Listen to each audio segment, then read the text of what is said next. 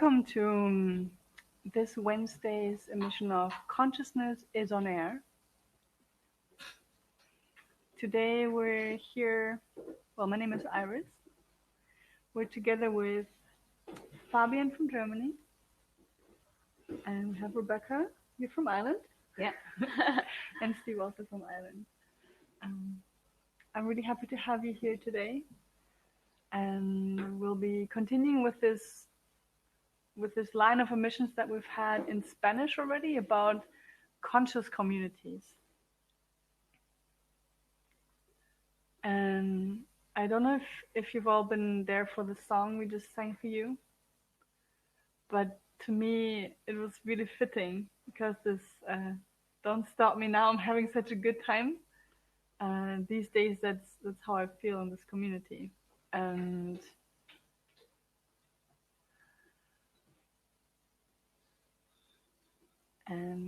it's obviously not every time like this, but for me, living together with people like you, it's like a dream come true. I realized that the other day, that I've always wanted to live in a community like this, and I've had all these ideas how I would have to plan it, set it up, buy a piece of land, I don't know what, but it's already there. It's already here right now. And we've been talking about different topics the last days in Spanish, and there's a bunch of things we could talk about, but I would like to start by maybe everyone giving a short reflection on why they came here and what it means for them to live in a conscious, or how we sometimes say unconscious, comuna. And maybe, Rebecca, would you like to start? Like, how long have you been living in comuna? Well, I suppose it started when the lockdown began in Ireland, and I stayed in the epicenter in Waterford for the last month. So this was really my first experience of living in a communa with others. And in that situation, I was the manager of the community, so I saw it from perhaps a different perspective. But I've only arrived here in Madrid 2-3 days ago. So it's great to have the two perspectives. Before living in the community in Waterford, I was also managing it from a distance, not being in it. What is the difference to be in it?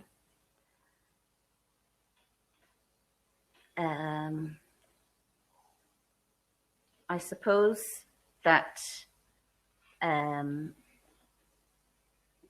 in managing it from a distance or from the outside, and speaking to, trying to organize other people, organize the house, the practicalities of living in a house together, and when there were any conflicts between the people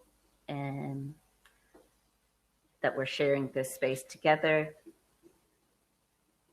I was coming in to allow this this conflict, to approach this conflict and to resolve it.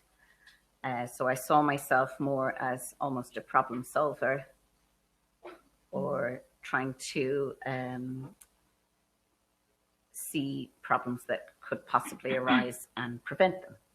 Mm-hmm. But when I actually moved into the house in Waterford, it was that I was part of it then, and I had to see how the different movements in the house affected me.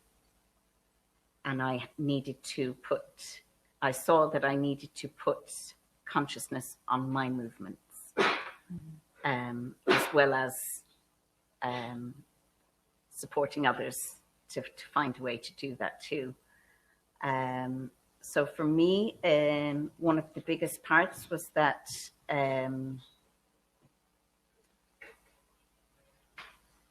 I was changing the way that I take care of my belongings and my surroundings. And this was the biggest kind of lesson to me. And also before, when I was outside of the situation, I was also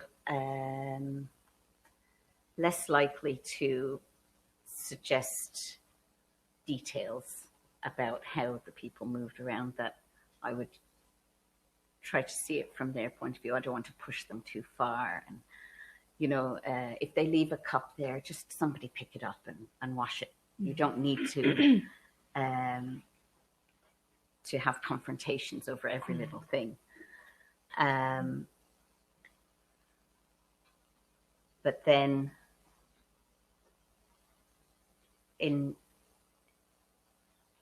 when I was able to take a look at myself and how untidy I could be, it was more about taking a look at myself and every move that I made throughout the day and what effect that had on the other people that were sharing the space with me. And it was very useful for me to have had this opportunity to be in that environment before coming here to Madrid, where there's 30 people. There were only 5 of us living in the house in Waterford, a very big house, lots of space.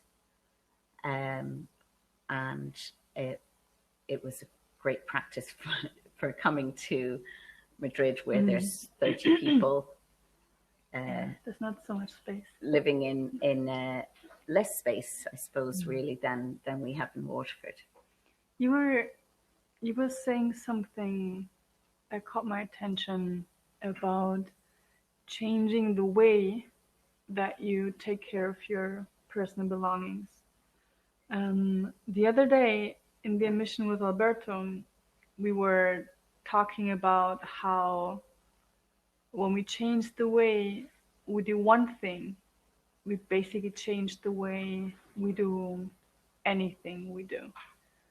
And so the context with Alberto was about when I change the way I relate to somebody or to something, I change the way I relate to everybody and everything. And to me, that was a very deep comprehension. And before we continue talking, I would like to invite everybody who's watching right now to take a breath and to think about this, because to me it was, well, at least for me, it was something very, very important to realize that the way I relate to something, to my glass of water, is the same way I relate to you, because it's the way that I relate, and it doesn't have to do with the thing or with the person I relate to. Or to yourself. Or to yourself. Exactly, that's where it comes down to. And let's go there. But everybody who wants to share, maybe as a comment, please do so. We're gonna. I would love to interact with all of you out there. But what was what did you change? What changed in the way you relate to something? Like really, it came from Fernando, who came, was also living in the Comuna with us. And it was very interesting because he's very tidy, let's say. Yes. And when he was expressing to us that he was very unhappy with the dishes around the sink or in the sink, or things left out on the counters in the kitchen, for example. We started with the kitchen. The rest of us were just looking at him like, oh, come on, does it really matter? And he then explained his reasoning, saying, well, I'm a bit OCD. And so we said, oh, it's just Fernando and the way that he wants things to be. And this was our defense of not taking the message that he was giving us. And then the next day I was speaking with Fernando and said, really, it's not that you're OCD. It's an excuse for you to tell us your way, the way that you see that things should be placed in a house and in our living environment. So, we had a couple of days where everybody was saying, oh, Fernando, we better do this because Fernando will be annoyed, or, and it was all pointing the finger at Fernando about how he wanted things. Then we had another meeting together and talked about it further. And Fernando explained to us his real viewpoint, not that he had any thing wrong with him as far as OCD, but that every single movement that we make in our lives affects how we feel about ourselves and how we relate to ourselves and the others, as you were saying. And everybody in the house started to go, okay, let's try and look at this. And we spoke about, let's just start with how when you stir your tea or coffee, what you do with the spoon. Starting with each little moment, and you could just place it down beside the kettle and leave it there. Or you could just rinse it under the tap and put it in the drainer. Or you could rinse it, dry it, and put it back in the drawer. And this was just a tiny little example and a place to start.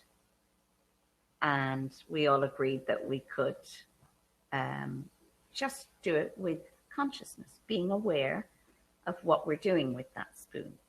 Because when we leave things around, it's just about not being aware that we're doing it.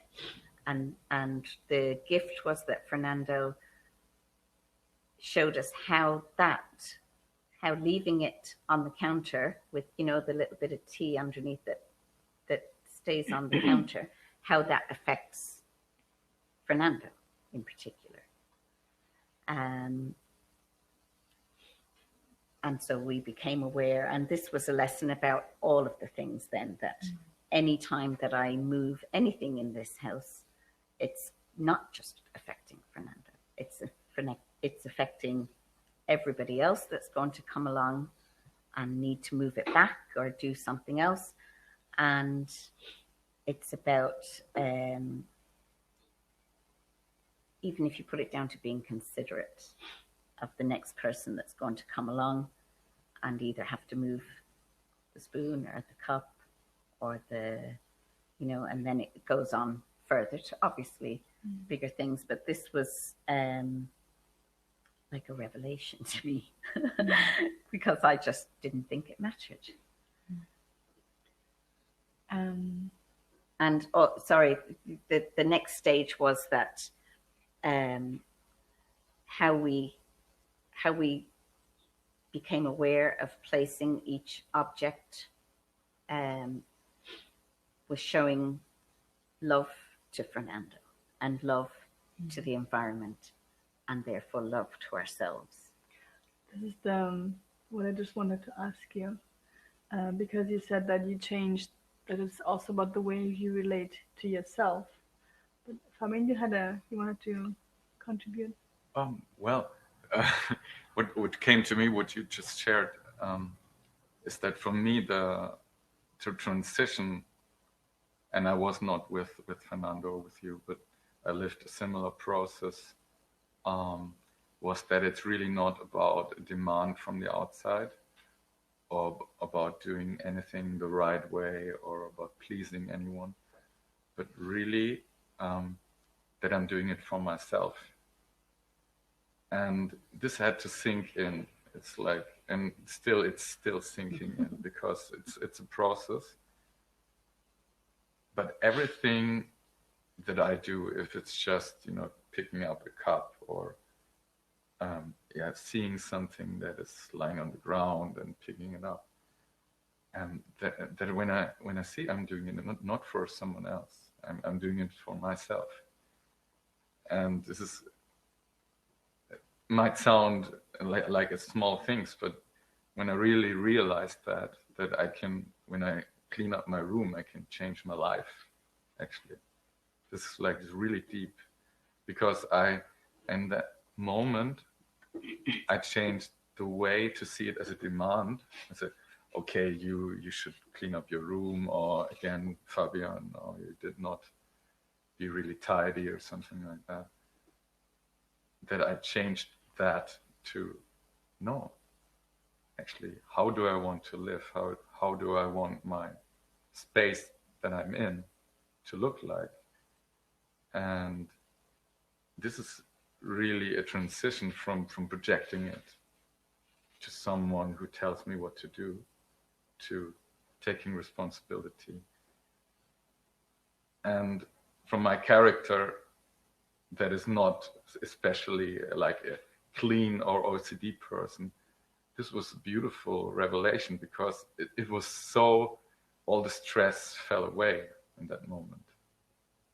Because I always felt like, okay, I'm so a little bit chaotic, I leave things here and there. Maybe other people are bothered, but actually it's not about other people, it's about me. And this is such a relief. Yeah. It's funny what you said just towards the end. You said, "I am chaotic." Yeah. It's so interesting that we, by identifying with these small things, we already define who we are in a way. If I say I am chaotic, I am going to be chaotic. And this is what I believe. It's something that happened to me also living in the Comuna by being exposed, because there's just no fucking way to not be exposed in this Comuna. There's people all the time everywhere. And even if you try to hide from somebody that you're not tidying up your room, it's not gonna work. And so you gotta confront the part of you that it's neglecting basically yourself. Mm-hmm. And to be able to see that, for me, that's one of the most beautiful things living in the Comuna, that it brings you to really look at yourself. You can start by looking outside, by looking at Fernando, by looking at the person you share the room with who doesn't clean up, or can try to blame somebody, but it brings you to really look at yourself. And the beautiful thing that I saw was that what's happening on the outside, let's say I feel like someone is bothered, this is a reflection of myself. So I'm telling myself something by, let's say, an external event or a comment from someone. But in the end, what is happening, that I can open up to this message that I'm giving myself. And so in a way, it's not that there is a self-demand. It's now I have to clean my room because of those and those reasons. It's more like a realization, and then naturally I follow that realization because I see that it's good for me. And this is the process that I'm in. And if I may add what you said about my statement that I said I am chaotic, this was a subconscious message.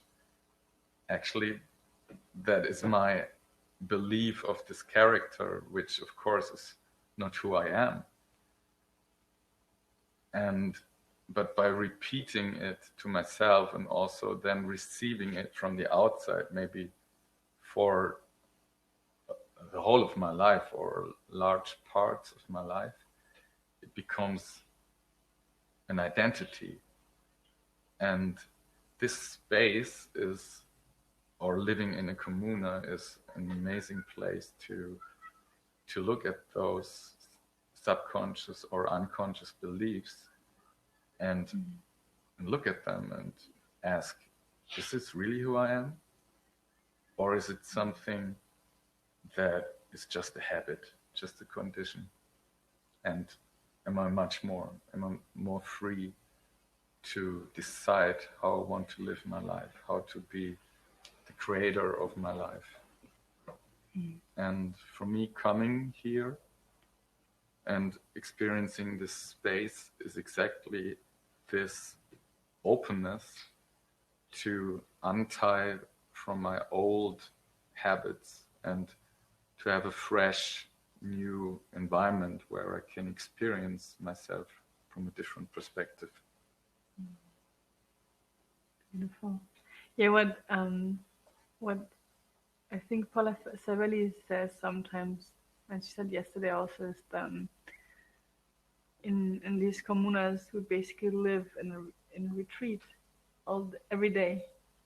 Almost, it's like when you imagine this energy of transformation that you feel in the retreat. To me, it's here all the time, and it's in every moment. It's like when I'm having breakfast and I talk to somebody. It could be we can just talk about the weather, but then there's like this one thing that somebody says that brings you back to the moment, to the unconsciousness, to reflection about something, because we're all so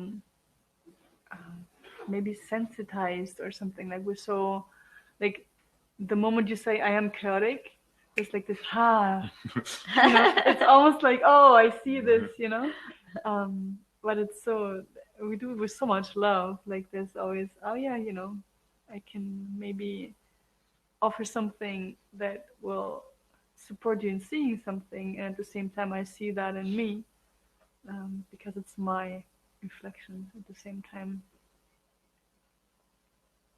And I think the big kind of understanding I had, or comprehension I had about this whole thing, that previously I would be thinking, does it really matter? Like, it doesn't. Does this really matter what my bedroom looks like, or whether I'm tidy or not? These are not important. But I realized this was my internal defense to say I don't want to do that. But what I really understood was that, I used to say to my daughters when I tried to ask them to clean their room, that the space, I used to say it, and I didn't do it myself, but the space that you, the environment that you're living in is a reflection of the state of your mind. And this somehow ties into this idea that you had about yourself, saying that you're chaotic, that if you do have this belief that, like, say, for example, I had this belief that my life was so rushed and disorganized and chaotic, and that was what I surrounded myself with, was chaos. And it was almost like confirming to me that everything around me is chaotic and a mess and disorganized. And I continued in that, struggle to organize my life in chaos. and this is what I realized when I placed everything nicely in the community. And somehow it was easier because I don't have all of my belongings there. I just arrived with a suitcase. So you just have a certain amount of things, which also led me to believe that I don't need most of the belongings that I have. But to have these small amount of things, I was able to practice placing them in their place. And I felt this, there's nothing else to do. Now I can focus on the work that I'm doing, or the relationships that I have with other people and interacting, that I don't have in the background. Oh, I have that laundry to do, or I have my room to tidy, or something to do. And it does give you this kind of, yes, everything is just perfect. And now I can move forward with a clear mind. But I'm only learning this now, after many years of telling my children how to clean their space. How beautiful that you've been telling this to yourself all these years, and now it arrives to you. Yeah. This is exactly also what I experienced, that all these ideas are not new to me on a mental level. I mean, I knew this for a long time, the room I live in is a reflection of my mind, kind of a statement like this. But to really have a living experience of that my beliefs create the way I live, and to really see it, to really experience it, is really something that is much deeper for me. And this has really touched me, and this experience in the reality, in my real life, is able then to give me the confidence to see what's really happening, and to really look at it and not dismiss it, or not go into this resistance to say, oh no, now I have to clean, or as a demand. Because then I say, okay, I could spend my whole life just cleaning and will never stop. But it doesn't feel like that.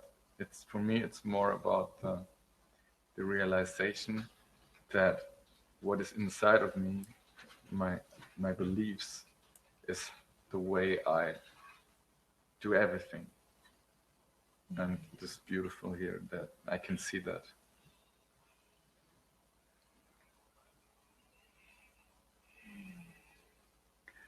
I believe that it can be seen everywhere, but here it's much True. easier.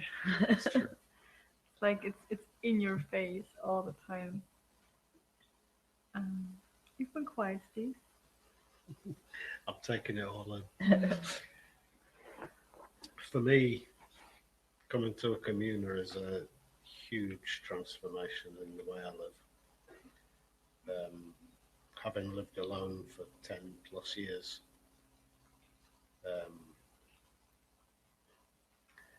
Rebecca will tell you I used to wash up once a week, and that was only because I ran out of cups, and I had a lot of cups. But it just didn't matter. And now I find myself finishing a cup of tea and going through and washing the cup and drying it, putting it back. It's so easy.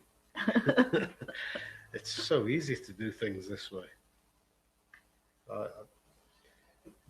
And I don't do it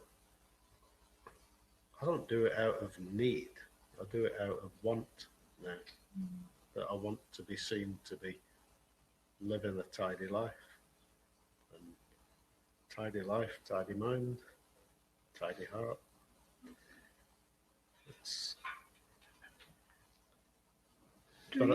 Sorry. No, I was just going to say, I moved into the Comuna in Waterford first, which was great training for coming here, because here's so many more people. But I got into my head while I was in Waterford the way to live around people, and the way to consider other people in every action that you do. And it's made it very easy to come here and live in an acceptable way, acceptable to me. Because all the time that those dishes were piling up for the whole week, I didn't like it. I was, shall I? And once a week I would spend maybe 2 hours doing dishes. Who wants to do that? Rebecca was saying that the way she changed, like, to the way she has, the relationship she has to things has changed also the way that she relates to people, or like it's not that this one is the cause for the other, but she has seen the change also in the way it relates to other people. Have you seen that? Like how does the cup, washing the cup, how does that relate to Steve? I think that it is a consideration for others, that I don't just drink it and leave it sitting on the table and walk away and get on with something else. It's a consideration for other people, but it's a consideration for myself first, to be living in a more conscious manner and being aware that everything I do has an effect on whatever's around me. And it's a beautiful feeling to be more considerate.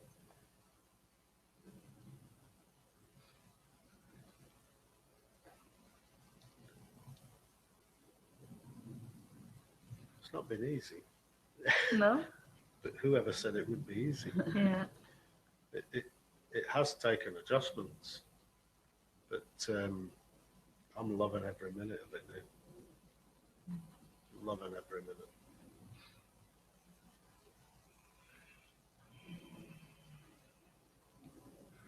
For me,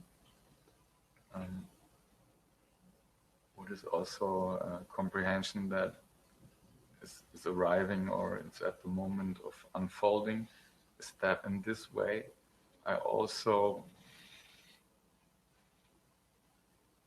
don't differentiate so much between what is important and what is unimportant, because there is this mental hierarchy in my mind that, okay, those are unimportant things and this is really important. And say, okay, I have this goal in my life, I want to manifest a certain project, I want to reach something, and then washing the dishes or how my room looks or stuff like that is not so important. But it's really not about so much what is on the outside. It's the inner attitude that I have towards everything. And also when I allow myself to go into programs, into my conditionings, and I'm asleep, I'd say 80% of the day. Asleep, I mean running a program, just being automatic. And then there is no space for the unknown to unfold, for the new to arrive, when I'm all the time in my old program and I judge it as, oh, it's unimportant. So for me, in that sense, there's something much deeper there. That's why I said before, you can change your life by tidying up your room. And it's not just the act of doing it, it's the way, the inner relation to what I'm doing and the way I'm doing it.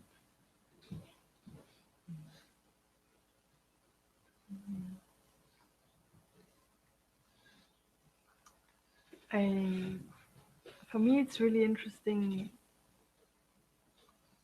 how different and at the same time not different it is the way we live together here or in Ireland or in any of the other houses like Milan, like no, I'm forgetting all the other houses that we have. Marbella, yeah, where I used to live. It's at some point it even doesn't matter that much how many other people there are if we start looking the way that Fabian was just saying, that it's not there's nothing that is unimportant. There's no difference between the inside and the outside in some way. Like when I'm not paying attention where I leave my stuff, I'm not paying attention to myself in a way. And for me, I think the main difference is that here we have, at the moment in Madrid, we have these conscious school classes every day, where always something comes up that it can just completely screw you right over in a way. To me, it was really, really interesting the way we looked at the different identifications yesterday night. Like what we talked about, the first thing you identify, like the first thing you see as the outside is your mother. And then the second thing that you can perceive as the outside is your emotion. And then the third thing is your body. And for me, that really helped me to see, like to really put it in those ways. It helped me to see how everything I see on the outside is in any of these categories. Like as an example, when I see a person, I have an emotion and directly I'm going into the identification. Or the moment I see a cup standing around that is not in its place, I go into the program of the mother. Like there's like everything that the outside has a category almost, and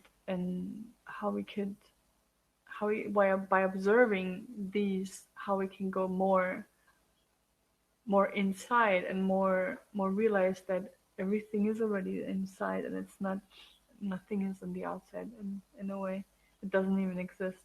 For me, that's like in the Comuna, you have a lot of things to see on the outside that can help you realize these things and that can support you in getting to that point. There's enough other people and things that you can focus there all the time if you want to. Yeah. If you want to distract yourself from going inside. And then it's like we have this conscious school class and we go, oh, all of that. I need to go inside with that and see how I'm actually relating with others and taking a look inside. And it's something when I was managing the Comuna in Waterford, when new people would arrive, I would say to them, when you're coming to live here in this epicenter, it's not really a journey to Waterford and to the house.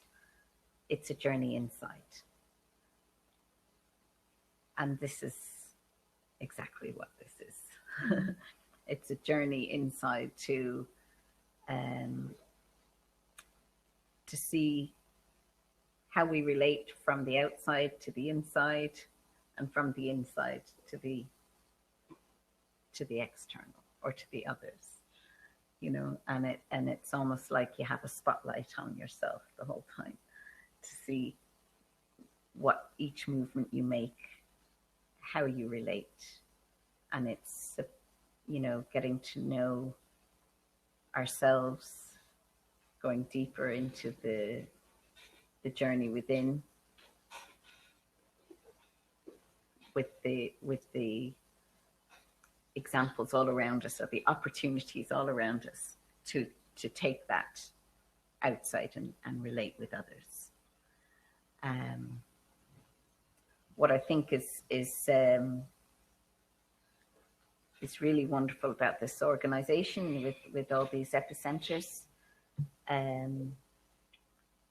or these communities, that the same journey is happening. You know, that once we embark on this opportunity to live in a community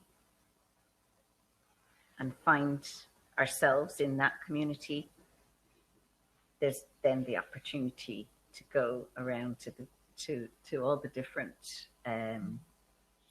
epicenters that we have and continue the same journey and share the same understandings and comprehensions that we've come to, and to share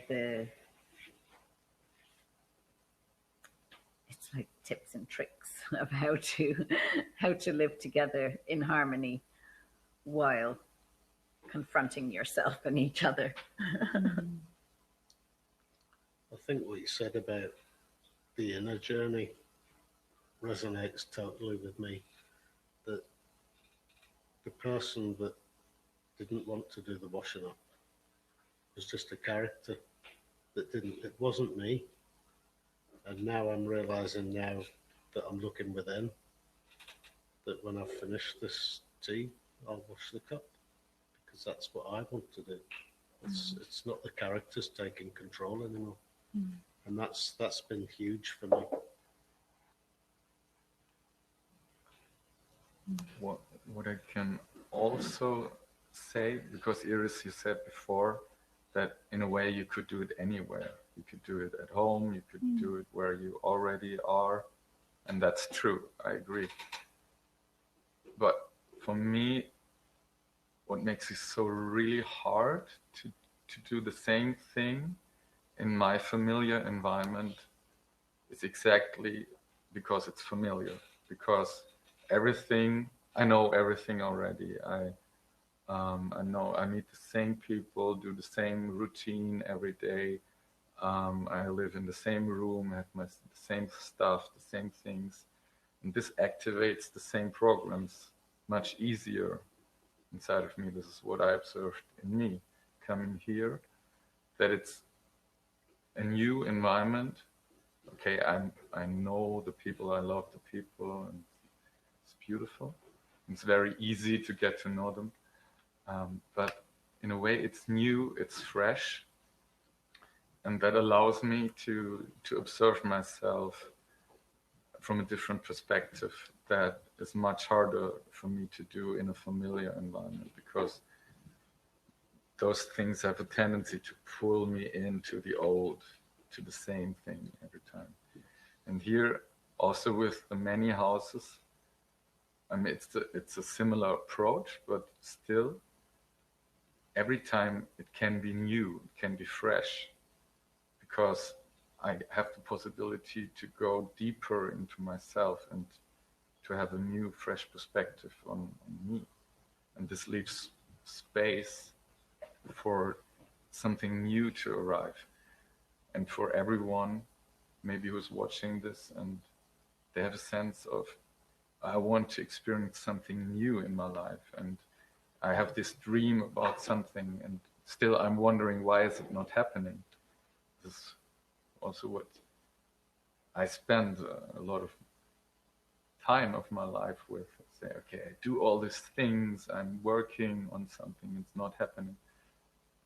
And what I observed in me is, because in a lot of ways I do the same thing. I spend my day doing the same things all the time. There's no space for something new. And coming here, it's really like fresh. And I can let go or allow things to go. And yeah, and then the unknown, the new, the fresh, the amazing, exciting things can come. And this is the beauty for me here. And even if you live in the same house for a few weeks or months, there's always somebody new coming, so you will never forget. Things don't get, Exactly, because some things are things never are the moving. same. Yeah, Mm. things are always moving. New Yeah. people, new energies. I would like to hear if somebody maybe from the public has something to share about what we talk about. Yes. Here we have Owen from Ireland. When we Hi, were Owen. when we were talking about the cleaning, and he was saying that meditation is cleaning. And then he was also saying that last week he has emptied out his room. This is something he was sharing. And then Daniel from Romania was saying that he felt really identified with what Fabian was sharing. That actually, he said, Fabian is talking for me. And one of my main present goals is to live more connected and aware about every detail that come to me. Thank you. About the meditation, it's funny because yesterday we actually renamed our cleaning teams. Like every day, a group of people from the Kommune is responsible for the cleaning and cooking of the house. And yesterday, Leila was saying, from now on, I'm going to call these groups the meditation group, because in this process of cleaning, it's very easy to connect to the energy of meditation. It's nice that you're sharing. Thank you, Owen. It's nice to hear that for you, cleaning is meditation is cleaning. And maybe a bit later, if you feel like sharing, I would like to hear, like you said, you cleaned your room, you emptied your room. What maybe if you want to share what has changed, what you saw, what you've seen in your life, what has changed as well. Maybe there's something that that has come to you, because cleaning the room is on the outside, but what do you see on the inside? Oh, and I would love to hear that. And I'd like to thank you for mentioning the meditation, Owen, also because as Iris said, that we had these teams for doing the cooking and the cleaning were called, meditation groups, and that it was meditation. And yesterday, Steve was in the group responsible for the cooking and cleaning, and Meditated all day. yeah, he meditated all day, and like a few times I came in and out of the kitchen, and I could feel this kind of unity between the group, the team of people that were working together, and I was like, oh, I can't wait till it's my turn. And today I'm on the team, and I got up early and went through and started doing the cleaning. And I was, because Leila had introduced the word meditation into this process, it was on my mind, and I loved it. I mean, I don't dislike cleaning, but today it was like I had these kind of 2 hours where I was really paying attention to what I was doing. I was breathing. I was silent. It was a complete process of meditation, which I really enjoyed.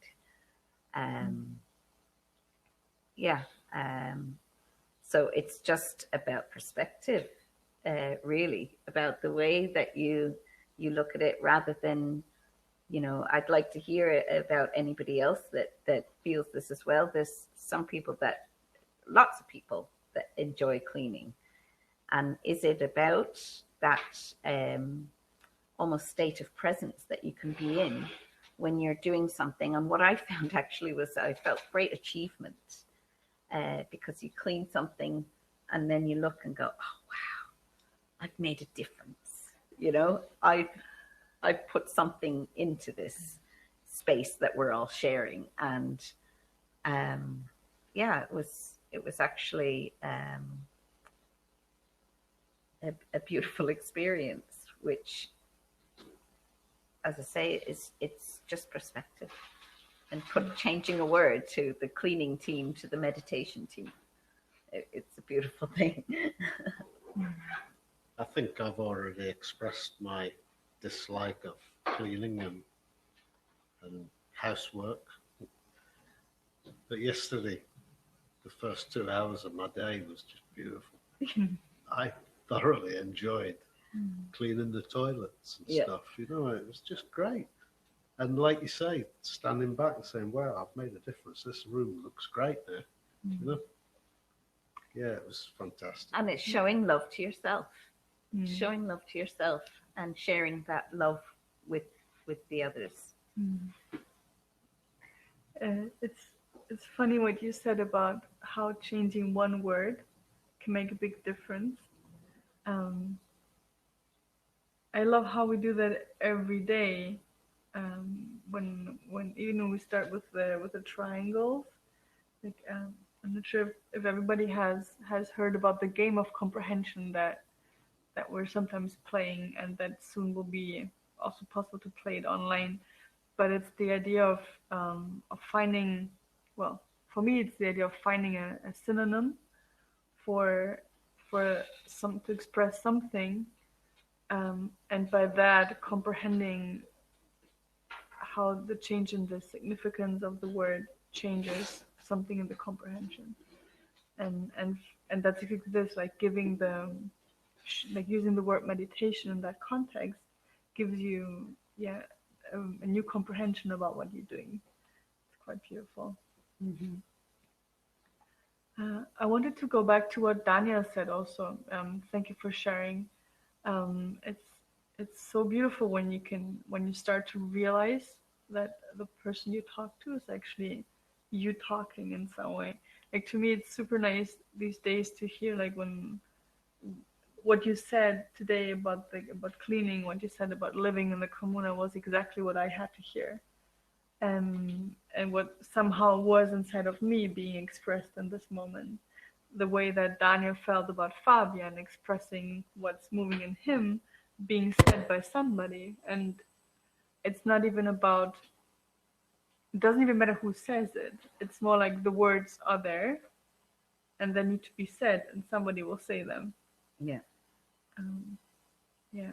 Did Owen come back to us about the empty room? No. Okay. Another person.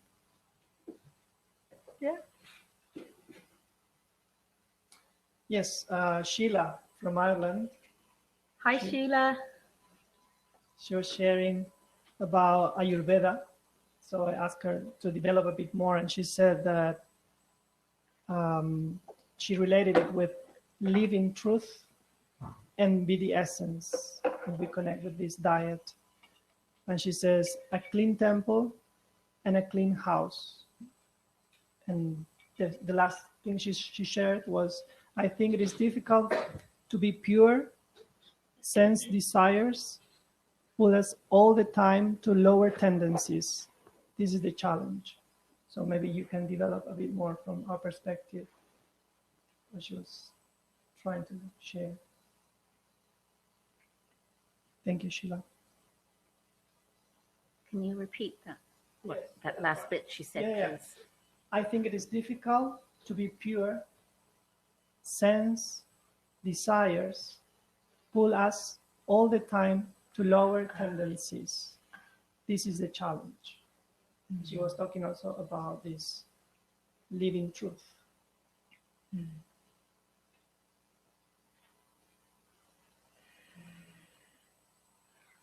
What comes to me is one of the things that is oftentimes talked about in the world of spirituality, the way we relate to desire. And I feel this is something that is a bit different in the way we work, our approach, than it's sometimes handled in other approaches, let's say. And I'm going to speak in first person to make it mine. To me, a desire is a way to comprehend what's moving in my subconscious, to be able to see the identifications that I have, the program that is written in my script, and to be able to understand the unconscious programming.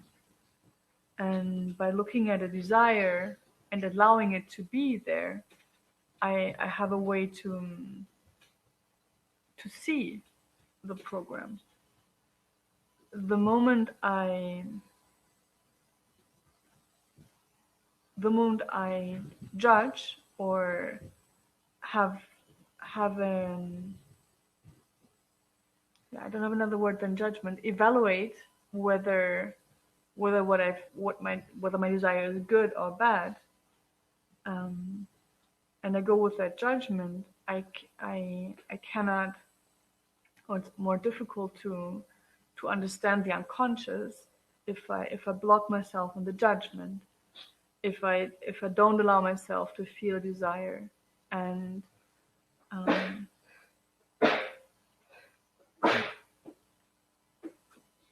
use it to understand the program. To me, it's beautiful to observe desires, to understand the program. It's also about purity, you know, to have a pure vision of my desires, of what's moving. Purity meaning not judging it, having just observing. And because the desire is just there, maybe, you know? And then I can allow myself to observe it, to see it, to learn something about myself. And in that way also, with a pure view of what's happening, let's say also with the interaction of other people, I don't need to see something as a demand. Let's say I see something is happening, and the program of, okay, there is someone telling me what to do, like my mother program is activated, say, okay, I need to do something because of this and this reason, or not to make someone angry or stuff like that. This would be an impure view, how I see it. The pure view would be just to see, without the story, without the judgment, what's just happening, and then there's no charge in that. And so those things, if they want to dissolve, then they can dissolve, or those blocks or whatever it is, but they can be there and just be observed. Also. In the way that Sheila was expressing herself,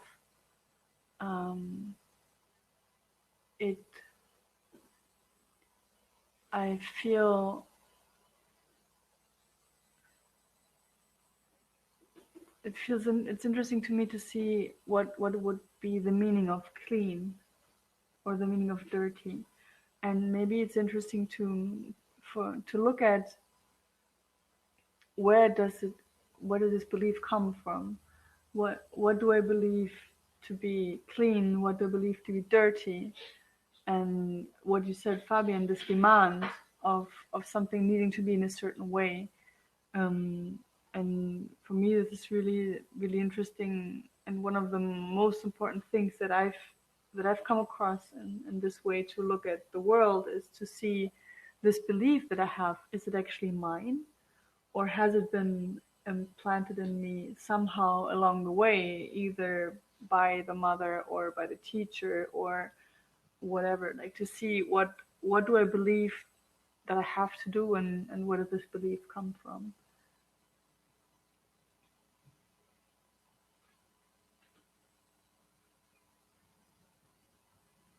And yeah, I it's about seeing it's about perspective again, about purity even, you know, that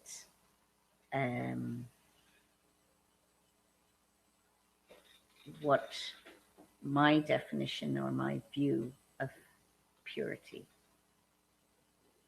could be different at different moments, even within myself, but also different from another point of view about, and is it something that's we demand of ourselves, or is that something that's within us that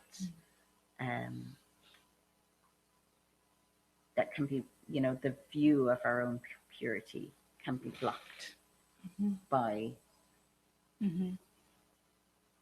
the program that says if my environment is dirty, then I can't see this purity within me.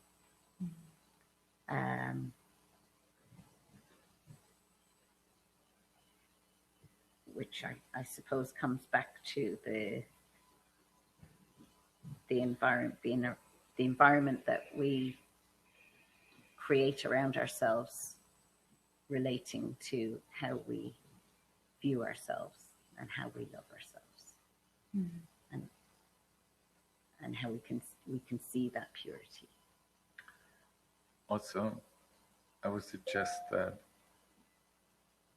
with a non-judgmental view, it's just what I can do at this moment. If let's say my room is what I would say is more dirty this time, then for me, pure view would be, okay, that's what I was able to do at this moment. This doesn't mean that I justify it, but it's also like self-love in a way, to see it's okay. Or someone else, it doesn't have to be me. You see it on the outside and say, okay, this is what this person is able to do at this moment, and then the charge is like going away. This way. Yeah. Something that came up again yesterday. Yesterday we made a temazcal here. We do it twice a week here in the Comuna Madrid. A sweat lodge. A sweat lodge, yeah, a sweat lodge. And yesterday, like every time we go in, we talk about something, but it always turns out to be something very, very deep or very moving. And yesterday there was a comment where Sergio was asking whether the healing occurs can be achieved through pain, or whether healing is achieved despite pain. And again, we came back to the necessity to be precise in the wording, because in the end, healing is not achieved, healing occurs.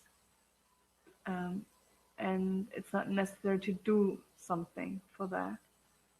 And for me, it was a beautiful reminder of how we can sometimes forget one of the basic principles of our method, that there's nothing to be done. Like one of the first, is it even the first premise? I'm not sure now which premise it is. No, but the method doesn't work.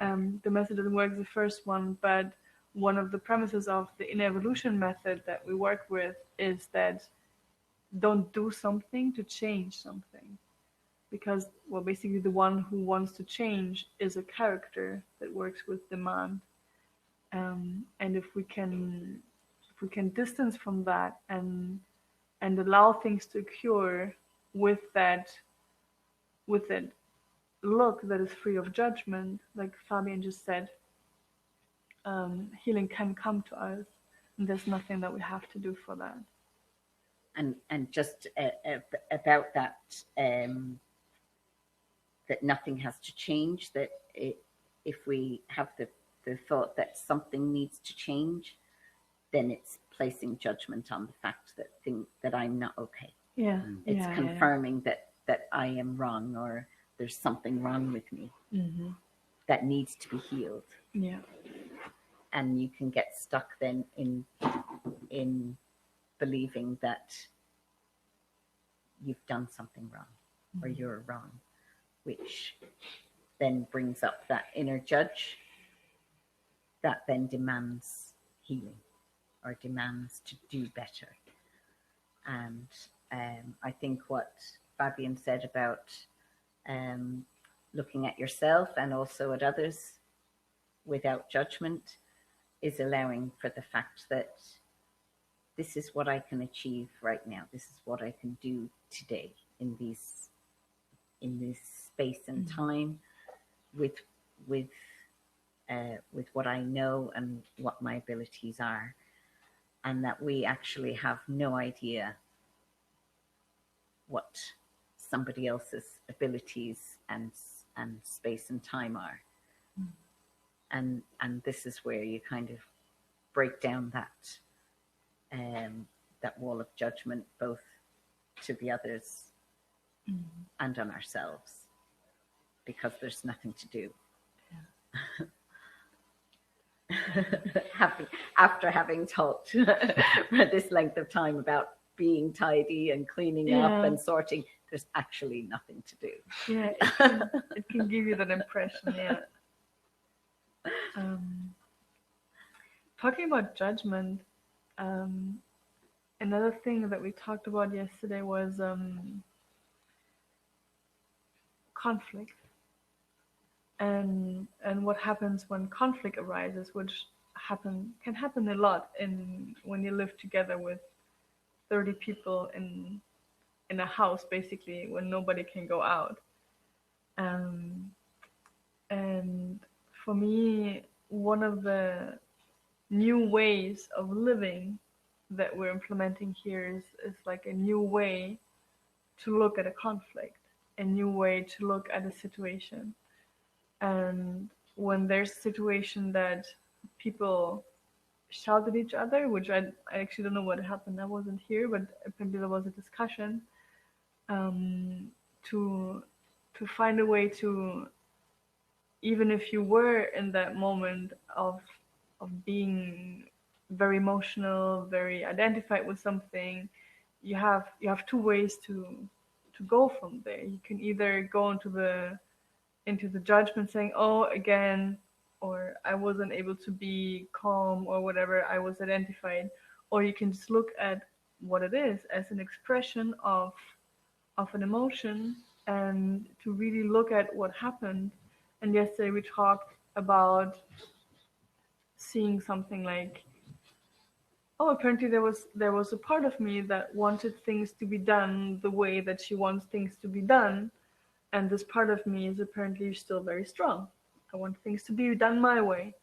And maybe then there's another part of me that wants to be listened to and wants to be noticed, and this part demands that my opinion is being recognized. And then there's this other part of me that feels rejected when my suggestion isn't welcome. And then there's the other part of me, there's like all the different parts of me that might play a role in a conflict. And I can have the choice to either judge myself for being identified with one of them, or maybe I can just look at it and say, oh, look, I created a conflict. And that's it. And by changing the way I look at it, it opens the door for change. But it's something that occurs, and it's nothing that I can do. Like, I cannot make myself stop having a conflict, because then I'm going to get blocked in that little bubble. And even then taking it from how,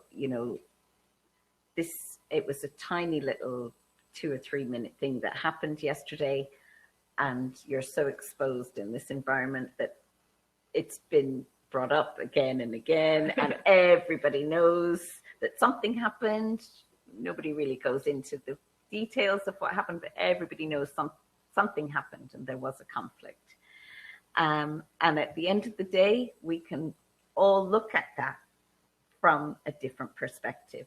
And one of the perspectives, having said how we've brought it up so often, that comes to me is, oh, thank you so much for having that conflict, because we've had something to use as an example. It's a gift that these things happen, so that we can all shed light on it from our different perspectives, and use it to look at ourselves. And okay, how would I react in that situation? Well, I might react one way if nobody else was around to watch it. Or I might react another way because I'm so aware that I don't want to be exposed, that this character in me, or this identification I have with this character in me, is going to be exposed to everybody in the community and everybody on air.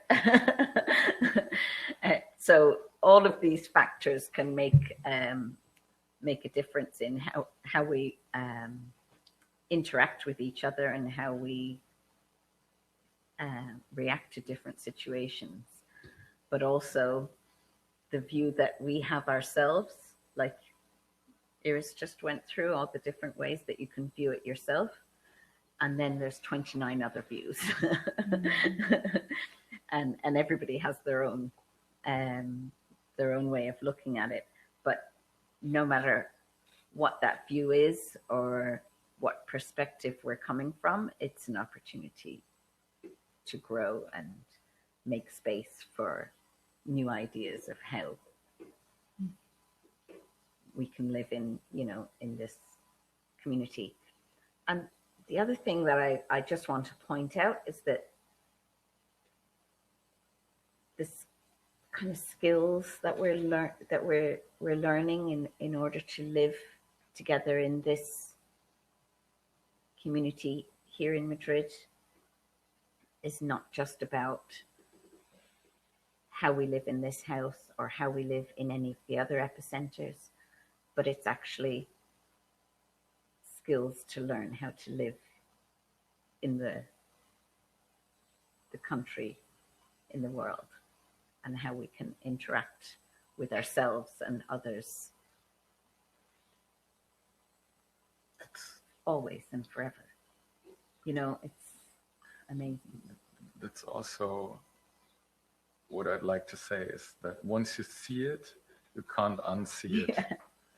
That doesn't mean all of your problems have been solved in one instant, because the programs can still try to come up, and maybe some emotions want to resurface.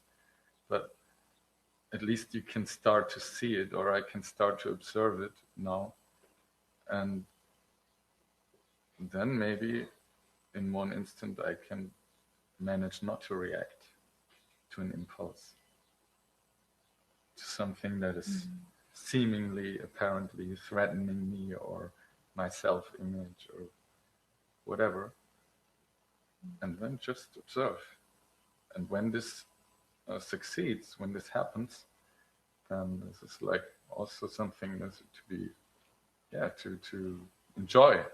For me, it's something really freeing, it's liberating. Mm-hmm. And those moments can also carry me through the day. It's beautiful to see myself in a new perspective. And also when it does not succeed, which of course is also happening, and it's like, whoa, this is so strong now, it's triggering me. Then also with this self-love, say, okay, that's what I can do at this moment. This is, I say, okay, it's okay. I think that's the beauty of what Rebecca's saying, is that to see these conflicts and be able to observe them And then, as Fabian said, to not get yourself into that situation, not react because you've seen the reaction of others. I think that's the gift. You know, it's all about the observation of what's occurring around you,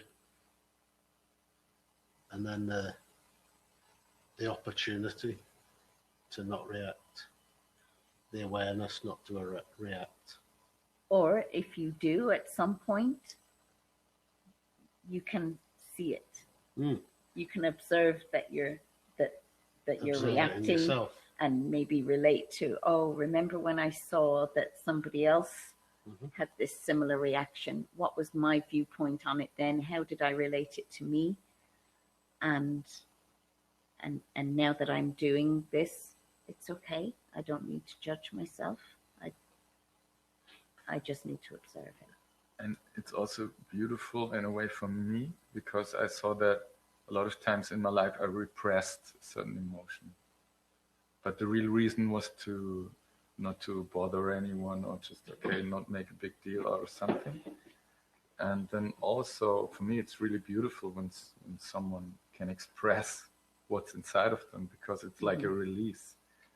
And because it might be really necessary in this moment. So it's, it's beautiful to have an expression. It's in raw energy, even anger. It's just energy.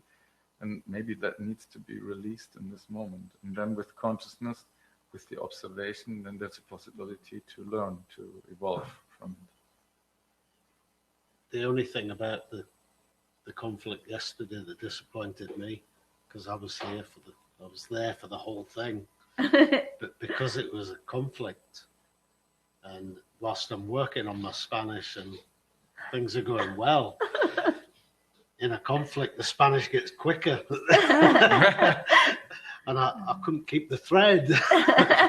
So it was a bit frustrating that I was observing but not quite understanding. Yeah. I just want to clarify that we've been talking about conflict for a while.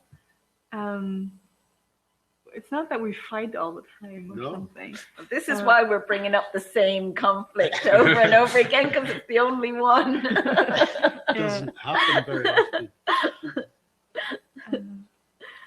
But we can learn from it, and that's why I was saying it's such a gift that it happened. So that we can take it in and bring it out again and see how, all the different aspects of it, and also to see that,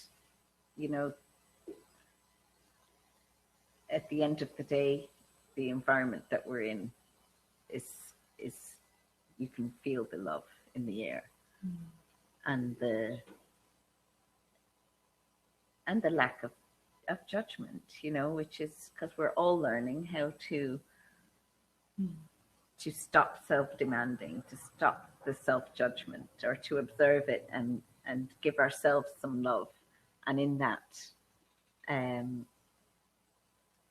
we're sharing that then with everybody around us. And as much as it's sort of confronting to be exposed, to be seen every day, all day, it's a learning process for us. It's a gift for us to be able to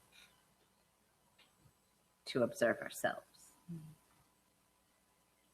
Do you know what's even funnier is that, like we're saying, we've brought this conflict up 3 or 4 times over the last, in less than 24 hours since it happened.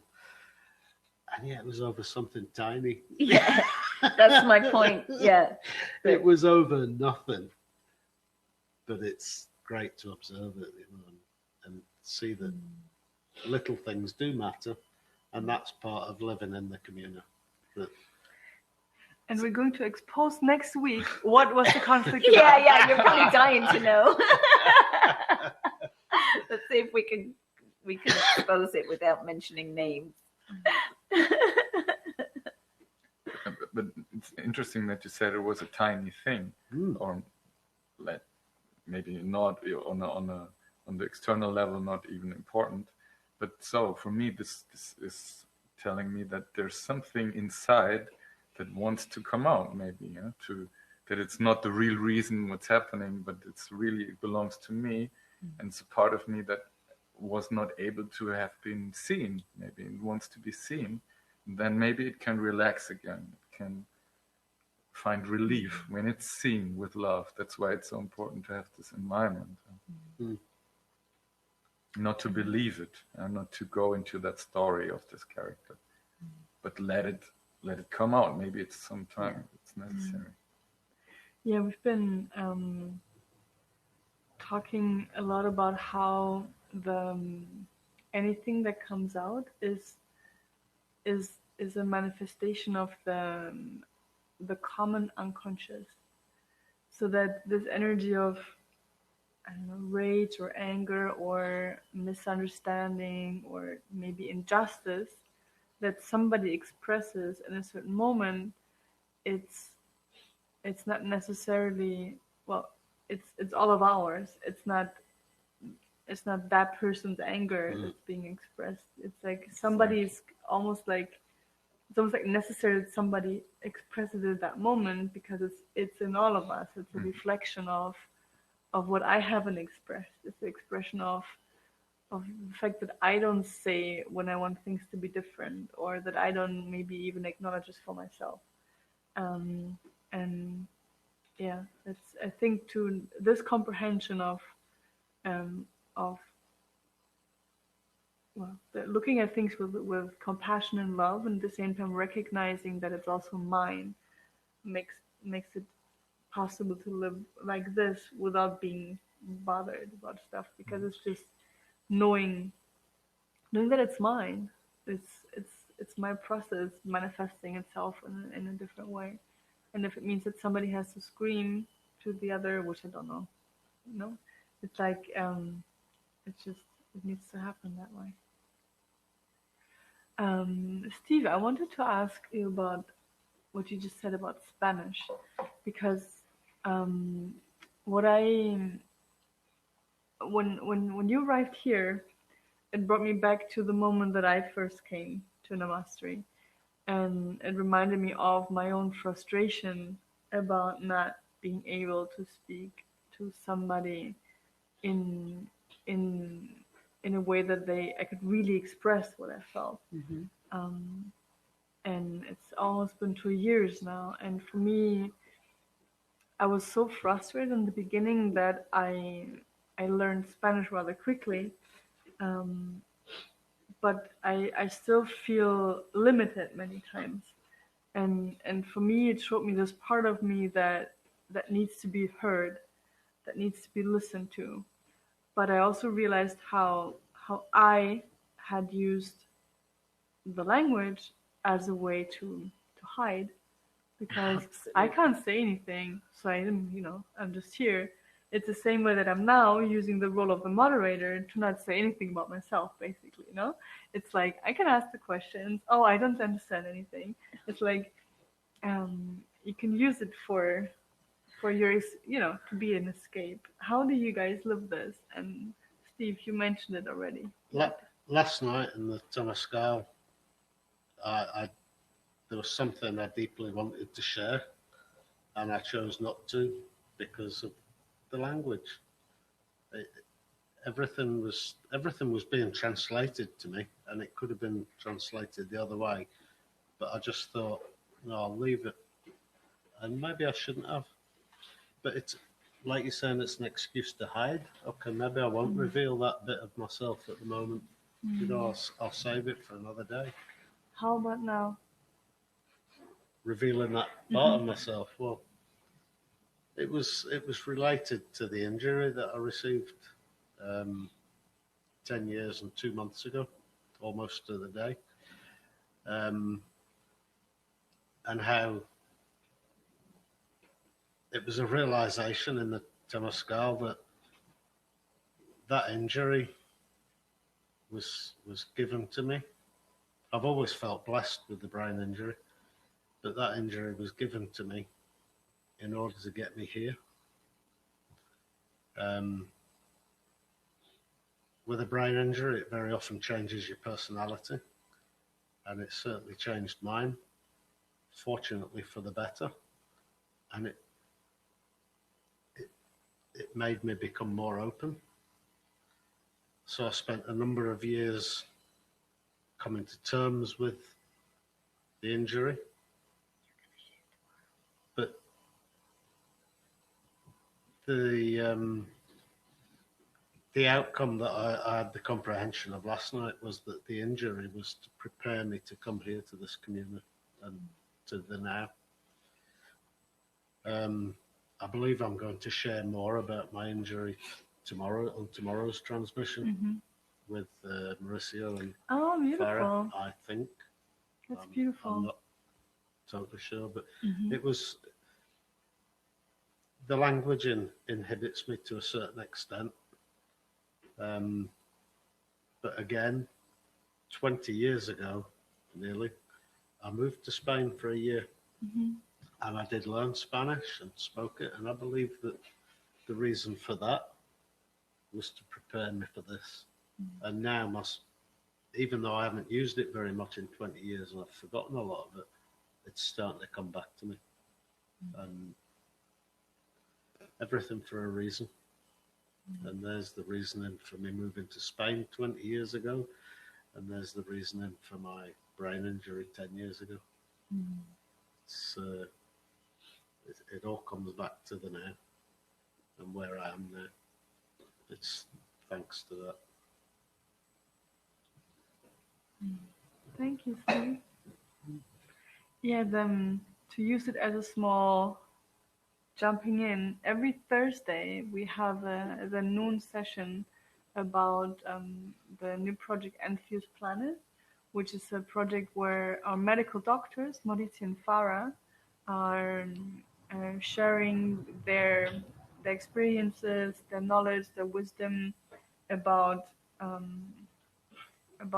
the connection of body and mind as I perceive it. And we talk about different ways to understand and comprehend what's moving, and also different ways to support a holistic healing with substances or other ways. And tomorrow Steve will be sharing with Maurizio and Farah about his experience. Body, mind, and spirit. Body, mind, and spirit. Yeah. I'd like to share a little bit about the language. From my experience, I found it very frustrating, very, very frustrating at first, that the conscious schools I was attending and the other conventions that I was attending within Inner Mastery, there was always translation. Which reminds me of translation we're having today. Maybe we're speaking too fast. Are we speaking too fast for the translators? Since we need to now consider the other way around. All of this is being translated to Spanish, Italian, Romanian, French,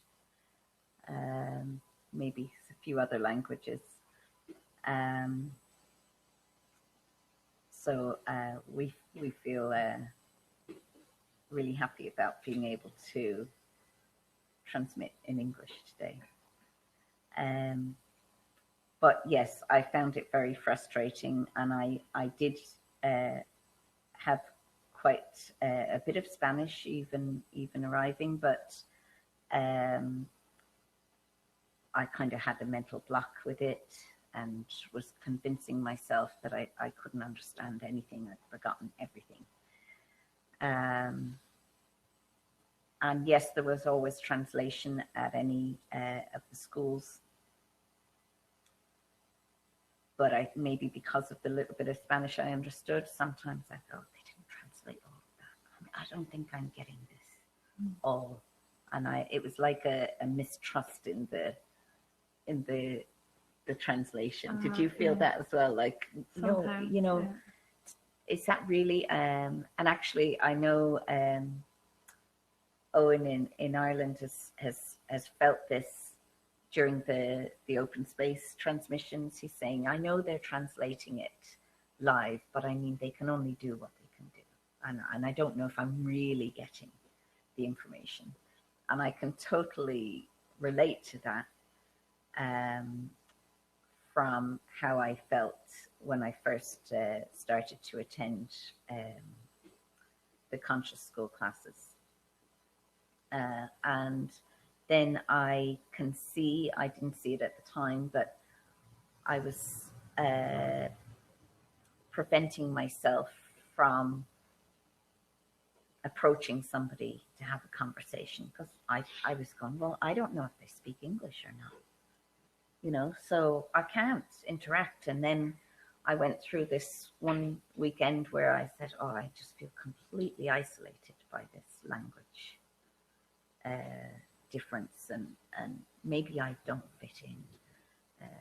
You know, I don't feel part of anything because of this language barrier.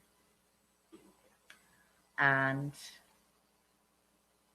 I think when I looked at it from a different perspective, it was very easy to use this language barrier as an excuse for not approaching people. I mean, all you have to say is, ¿hablas inglés? Do you speak English? Or all I had to say was, I speak a little Spanish, un poco español. And then from there, you would figure out with sign language and everything, you know. And yes, it'd be difficult to get to any deep level, but of conversation. But at the same time, it was maybe my lack of confidence that was the problem, not the language. It's very easy to kind of blame this obvious barrier between us for the barrier, when actually gradually, as I sort of gained confidence, really, I started trying to speak to more people and get to know more people within the organization and the community. And it was all my own barriers, my own excuses, and I'm learning Spanish, or learning to remember the Spanish that I knew 30 years ago. And I'm really looking forward to being able to converse fully. But as you're saying, Iris, maybe there's always going to be a point where I don't have as much vocabulary as a native Spanish speaker. So maybe I can't speak deeply with anybody. You know, another barrier that I'm just putting up before I've even got to that point. Yeah. You already decided that you will still feel excluded. Yeah. We have a comment, I think, Fernando. Yes. Yes, we have some comments. You know, that being here, actually, I have some of them, but from different topics, because you were, you know, kind of moving from one to another, which is normal. So one of them is between them, Daniel, Sheila, Owen, Stefan from Germany. Maybe you know him. Maybe.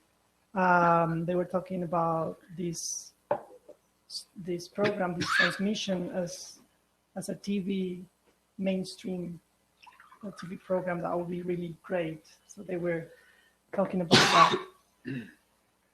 And then about the conflict that we were talking before, Owen from Ireland, he was saying that he was talking about using humor to diffuse conflict. Mm-hmm. And I can move from this being the moderator and expand, as you said. I wrote that because I was thinking about escaping, maybe with humor or not. not necessarily. Then another topic was about healing, and Stefan from Germany, he was saying one of the 4 big mistakes, according to Nietzsche, do this and that, then you will be happy. Mm-hmm. And he says, healing is not achieved, nor is happiness. The harder you try, the more you fail. And then the last topic, let's say, it's about hiding behind language. And Stefan was sharing that actually he thinks and he feels that he can hide better behind native language. And I asked why. And he said, yes, in German, it's easier to speak and not to answer as politicians or like politicians. I can talk without saying anything. I can bypass problems much easier. Thank you very much. Interesting. Thank you, all of you. Maybe we can start from the last one. It's a very interesting observation to hide behind German. I'm from Germany and Fabian as well.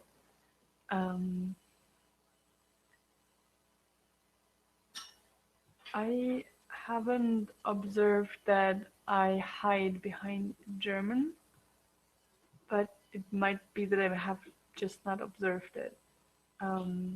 What I have observed is that I play different roles in a different language. And it's becoming less and less now with time, but for me it was when I started to move to a different country, like every step I made changed the way I was relating to myself, to others. I made a step in my inner evolution, and so there are things that I still feel like I cannot talk about in German, but it's again this blockage, like my interpretation of the whole thing, like, oh, I don't know how to talk about inner evolution in German. Like this is my, and I'm getting out of it because I'm now going to retreat. But for a long time, I was only moving in the English and Spanish with this whole process, and so expressing this part of me in German felt impossible. Wow. Which is then the other way to block myself, no? Very interesting. I don't know how you perceive it, Fabian. Yeah, I can see what the comment was addressing to in the way the German language is structured with the passive constructions and sometimes long sentences, and so it can have a tendency to evade something. But again, also it's also how you want to use it in the end. But maybe it's something that is easier with German. Could be.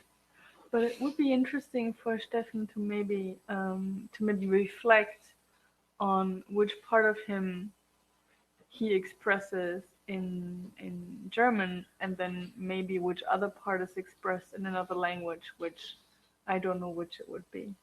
But that's quite interesting. Thank you for that comment.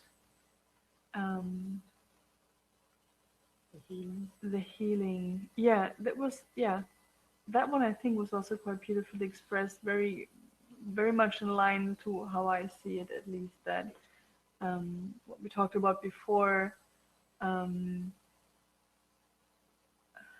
To me, what I feel really what I always love to share about is that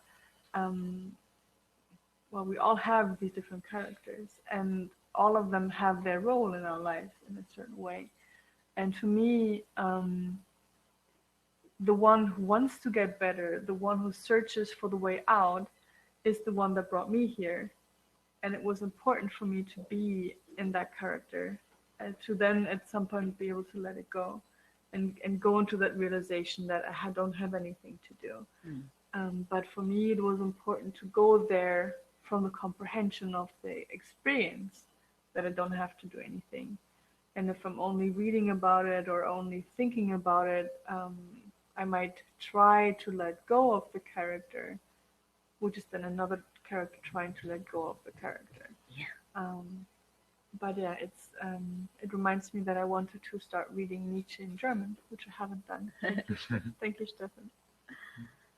And for me, just a little thing that came up for me when I heard that phrase was kind of, well, for me, it's related to abundance, to thinking about abundance. But it's like if you're trying to be healed or searching to be healed or working towards this state of being healed, your mind is saying that you're not there. Oh yeah. You're confirming that you're not healed, which Yeah. means, you know, again, there's something wrong. There's something amiss here. Yeah. And so that confirms the belief that, you know, I'm wrong and I need to judge myself even further and whip myself a little bit more because I'm so wrong and unhealthy or not healed. Yeah. So the minute you surrender to the demand of needing to be healed, it's almost like you're there.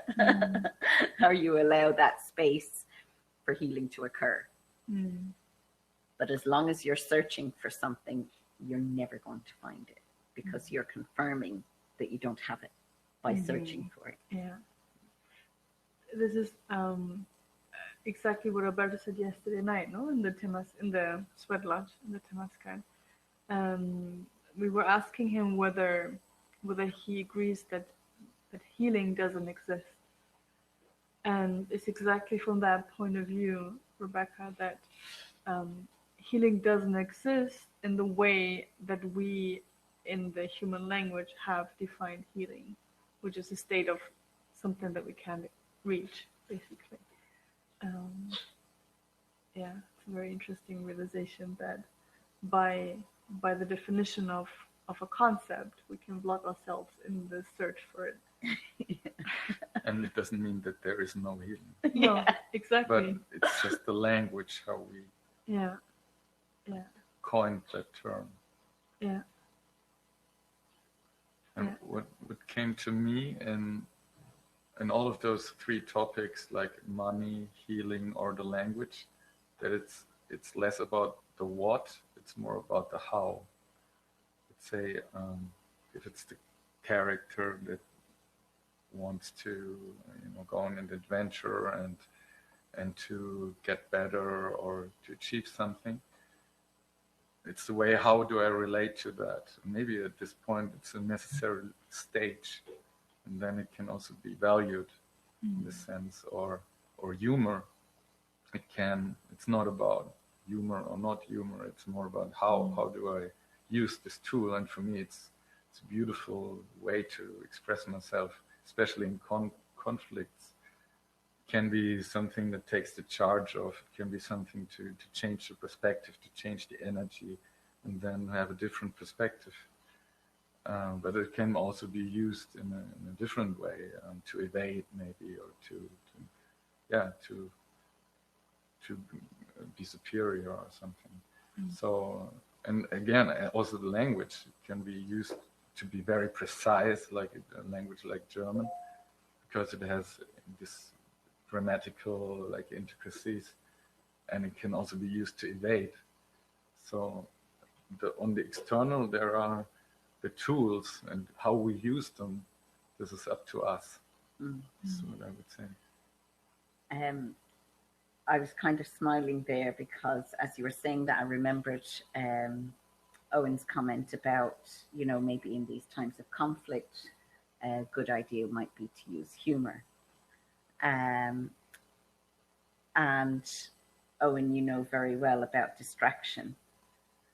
And and perhaps, as you were saying, about evading the issue, evading what's happening. And yes, humor, I agree, can be used to calm down the situation and and be able to observe it and look at it a little bit, but not to evade the conflict or to escape from the conflict and pretend that it didn't happen.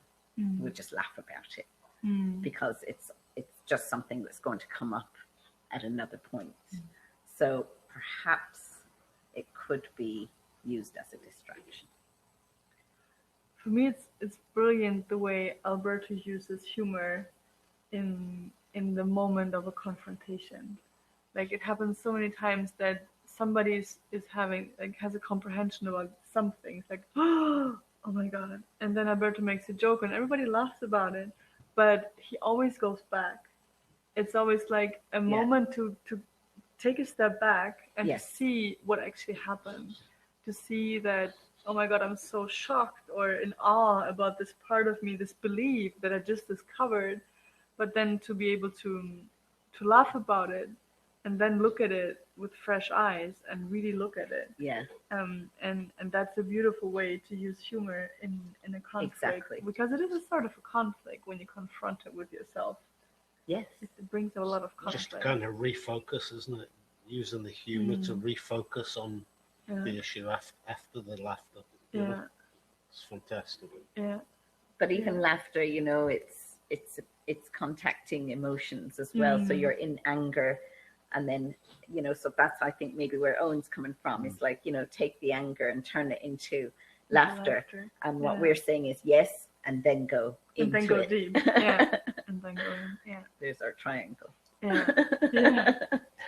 I wanted to go back to the TV channel, which I think is a brilliant idea. Yeah. And we're actually about to, well, we already set up a YouTube channel, and now I want to confront the technical team by asking what we will do with the English part, because I don't know if the English videos will be uploaded in the same YouTube channel with the Spanish ones. Yes?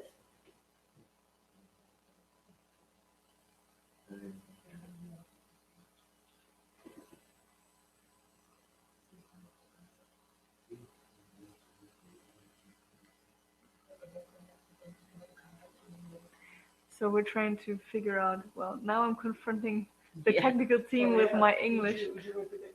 Yes, the question is whether the English videos, the one from today, will be in the YouTube channel with all the Spanish ones.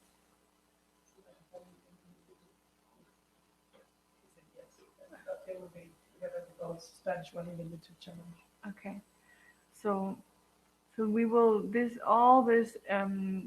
admissions that we're having in Spanish and in English will be in our YouTube channel that Fernando right now will be posting in the chat, or in a few minutes.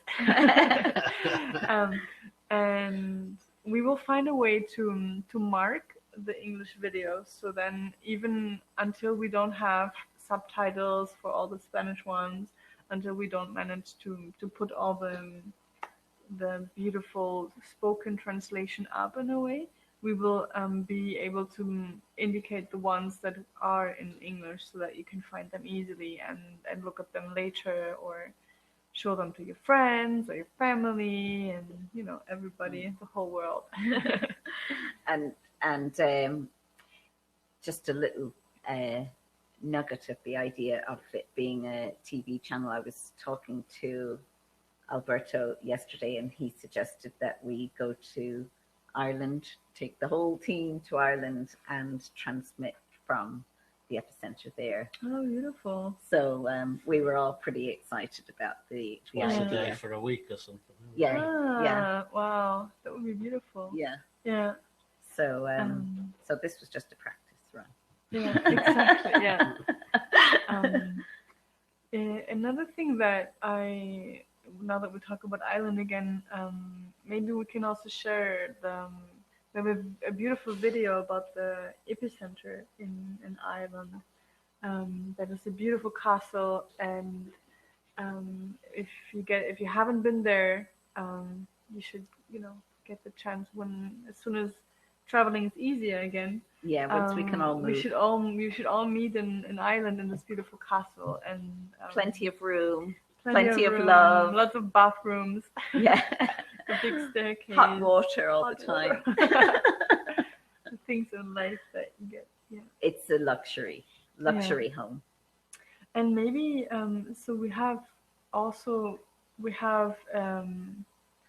in total 11 epicenters all over the world, and one also in Mocoa. And we just realized, like, this week they're opening the border so people can again come here from Mocoa, Which So is the in wood- Colombia. which is in Colombia. Thank you. Which also means that we can go there. And this is also something that I would invite everybody to do this year. Definitely, I'm going to arrange a trip with the Germans. So Steffen, if you haven't been in the jungle, you should come with me, and we'll make a trip to Mocoa and see the center there. And And there's a wonderful video about that center. I'm not challenging Fernando to put up all the links. We just got to look. Mocoa video. Okay. To share it in the chat also. And obviously, if you have any questions about anything, and it's very interesting, you can always contact us. And it's very interesting to become a member of the club if you haven't, because you can also use the inner coin to pay for the rent in the epicenter, Yes. which is something very brilliant. So if you right now become a club member and you pay at least 399 euro, we're doubling it for you. And with 400 euro, you will have 800, which means you have 4 months living in an epicenter instead of 2, which is quite amazing. Anyway, enough promotion. To conclude, I would like to ask Fabian if he wants to play for us. Another song. Another song. Well, yeah. Of Yeah. course. Here? You will put music there. Okay, well, then Okay, we don't have time. Fabian will play next time. In the afternoon, yeah. tonight, tomorrow. Yeah. Well, thank you everybody for being there, for all the comments. I love to interact with you that way. Thank you guys for sharing. Thank For you. Thank sharing you. this couch with me, for Thank sharing you the for- space Thanks here for as watching. well. Thanks for watching. And tonight at 7, Berta will be here again and speak more, go deeper more into this topics of living together in a conscious or unconscious way. We have the leadership module coming up, starting from Thursday, where we go deeper into the use of language, the conscious use of language, and how to use it to change the script, which I think is very amazing that we go there. And please don't hesitate to contact us anytime about anything. And have a beautiful day. Thank Bye. you. Ciao. Thank you. Ciao.